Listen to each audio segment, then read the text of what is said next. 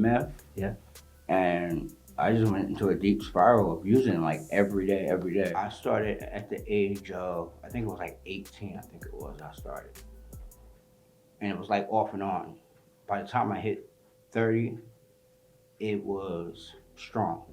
I would not stop. One night I went to sleep, woke up, I said, I'm sick and tired. I don't need to go through this no more. And I went away from everybody, made a call to a rehab, and they pretty much brought an Uber to come pick me up. And everybody was asking me, are you gonna get a room? You gonna get the drugs for us? I said, I just looked at them, I'm like, really didn't say goodbye. I just up and left.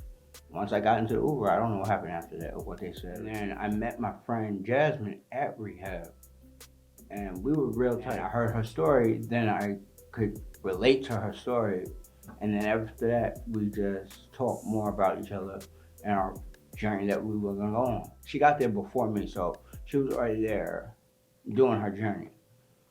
And then when I got there, that's when we met at NA and started bonding.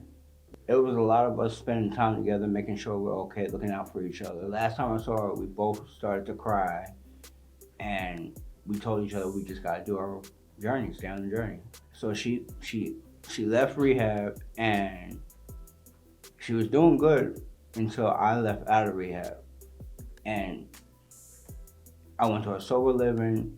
I was talking to her every day, and then all of a sudden, I kind of got the feeling that something wasn't right about her, but I couldn't pick up on it, and it was like a force was pulling her away from me, and I was trying to get the force to bring, like my force to get her to come back, but she wasn't strong enough for it. And then at the end of April, no, the beginning of April, she passed away. I didn't know. I just felt like something happened because I was calling her phone, no answer, but I'm used to her always answering my call on the first ring. So by me calling left and right, I wasn't getting no answer. I didn't know what was going on. I was really felt like something happened already, but nobody told me until the end of April. I went to a hospital just to get away from all that because I knew there's people that was using, and then I would have fell back into it, like spiraling down again in addiction, real bad.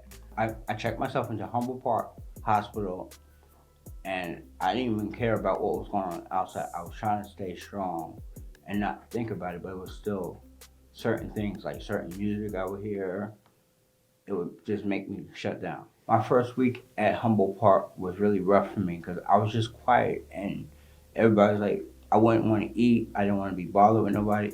I just was isolating myself away from everybody. The caseworker in the hospital, they introduced me to Humboldt Park. They introduced me to HSI. Since I've been there, I've been going to church, the Promise Church of Chicago. They took me in like a little son of theirs. And then their church was getting ready to move, so I just was helping them move from one building to the next. And it was just like volunteer. And then all of a sudden, they said, oh, you were on payroll. I said, I don't want payroll now. And I was like, they were like, you never ask about no money, you don't do nothing. You just do your job and get it done. It's really good. It's taking my mind off for not doing nothing at all. Now I have opportunity to just do things instead of just sitting in one place. Because I know if I sit in one place too long, I'm going to end up going backwards, and I didn't want that. So that's why I went to the church. I just woke up one day and said, I'm sick and tired. Because like they say in recovery, when you say you're sick and tired, that's when you're ready. Just take it one day at a time, and when you feel like you're sick and tired, check yourself into a rehab and start your journey. Just know if you fall down, just get right back up.